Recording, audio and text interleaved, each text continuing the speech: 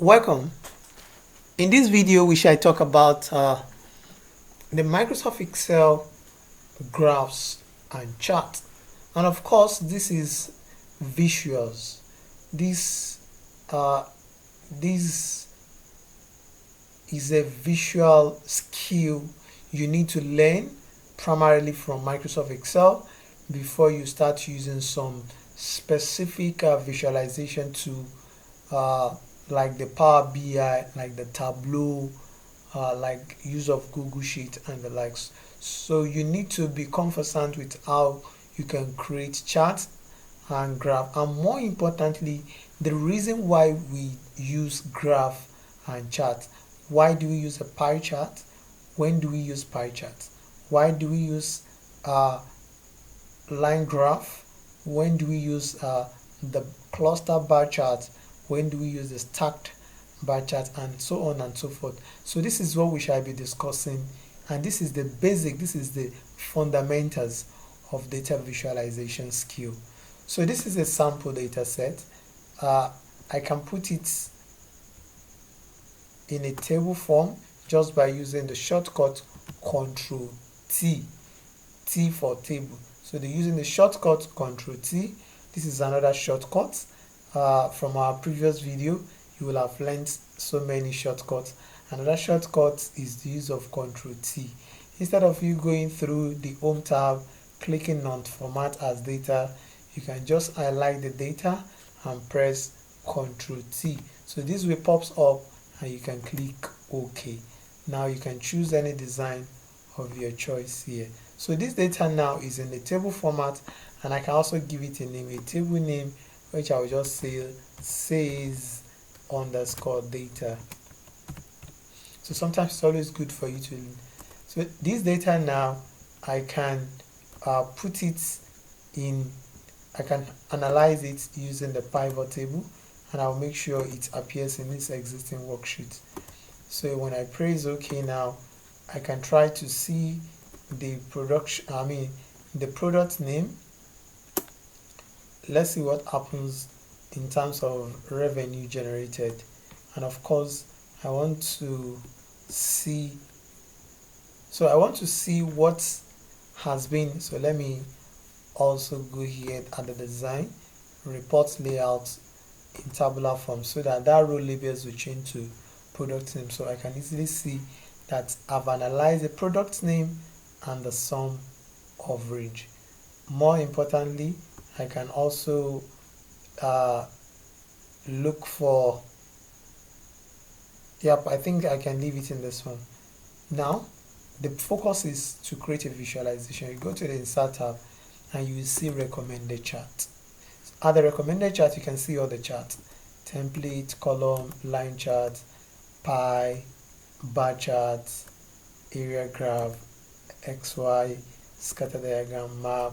So you can see several visuals. So there are three major fundamental visual when it comes to data analytics, and these are the use of the bar chart, the pie chart, and the line graph. Let me list that again.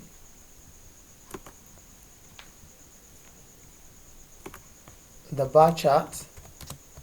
These are the three essentials you must know how to use: the bar chart,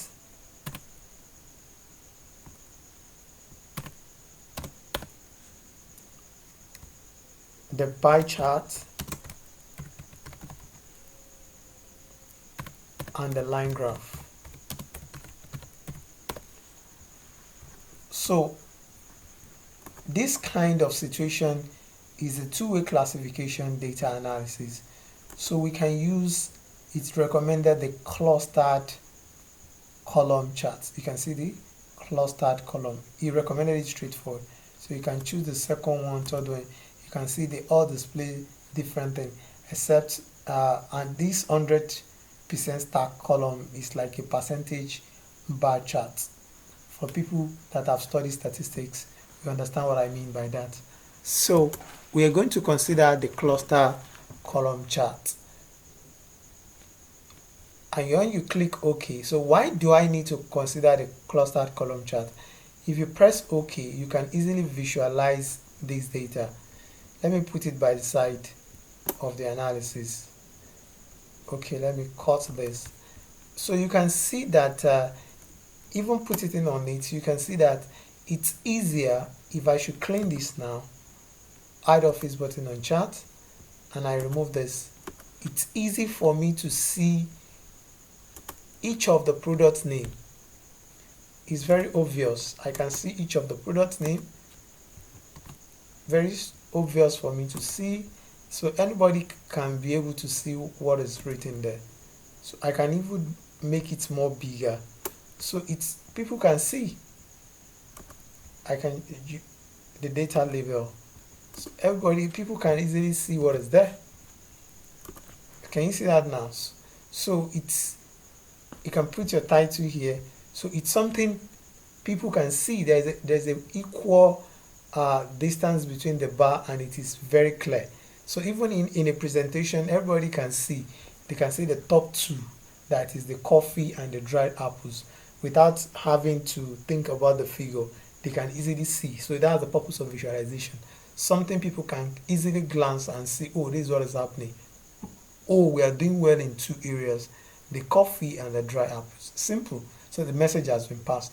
And we can easily look at, oh, where are we doing too bad? Oh, I think we're doing too bad at this clam chowder. So it's very obvious. So you use the bar chart. Whenever any form of bar chart, maybe a cluster bar chart or the stack bar chart. So you use them when you have more than three upward, when you have 3, 4, 5 items like this: chai, chocolate biscuit, clam, coffee, curry sauce, dry apples, dry peas. And so you can see that this is more than, if you count 1, 2, 3, 4, 5, 6, 7, 8, 9, it's something more than 3. So in that case, we are going to use the bar chart. If it is a pie chart, you use that. It is recommendable that you use it when you have maximum of 2. For instance, when you are dealing with gender. So that is when a pie chart is suitable. Sometimes some people use it for 3.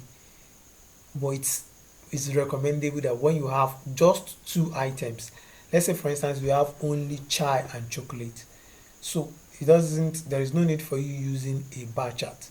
Just use your pie chart. So it will be very easy and obvious for anybody to see. So that's how the bar chart and the pie chart, that's what shows the difference. You use a bar chart when you have 3 or more items in your analysis, and we use a pie chart when you have, recommendably, it is when you have at most 2 items. What about the line graph? So let me see if I can include a column that shows gender here, or let me increase in the column, and let me use gender. Let me just put something at random. Male. Let me call this guy male.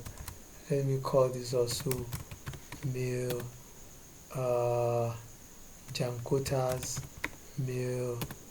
Andre male. Maria female.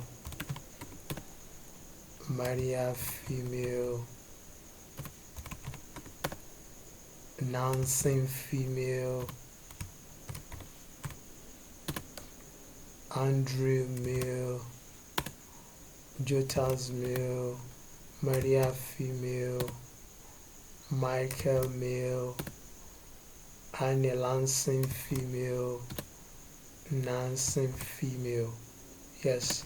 So now, if I'm doing my analysis, another thing is, for this bar chart, you can, when you have a populated value, what do I mean by that?